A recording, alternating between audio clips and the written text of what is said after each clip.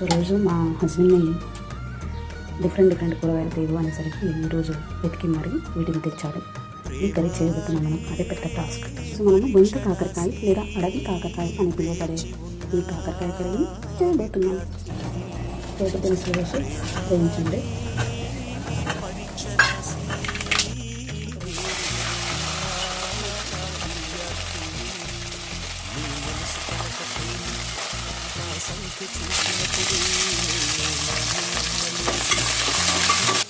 నమ్మలేదు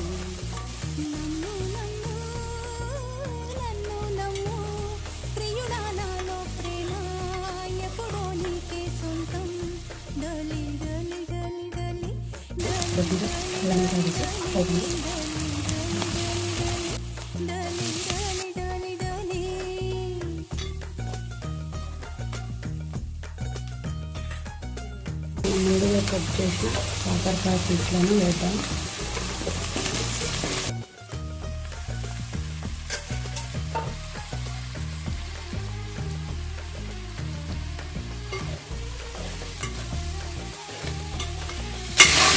కొద్దిగా కారం,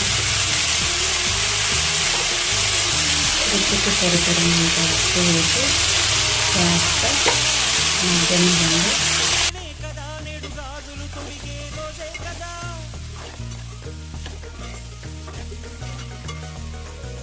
చేతికి గాజులు నేనే కదా, నేడు గాజులు తొడిగే రోజే కదా.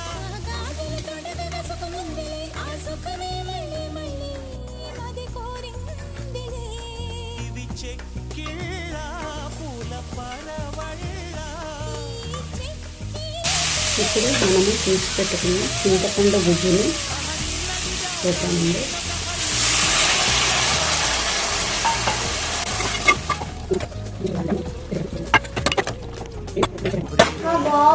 అంతలోపు మనకు కావాల్సిన మసాలాని పెట్టేసేసి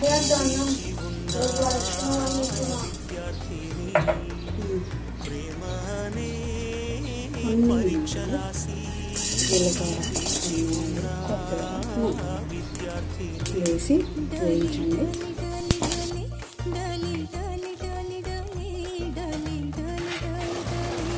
ఫైనల్గా మనం చేసి పెట్టుకున్న పొడిని ఇందులో వేసి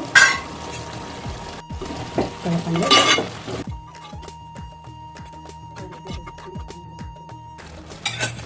నేను ఇందులో కొద్దిగా అవిసెల పౌడర్ కూడా వేస్తున్నాను,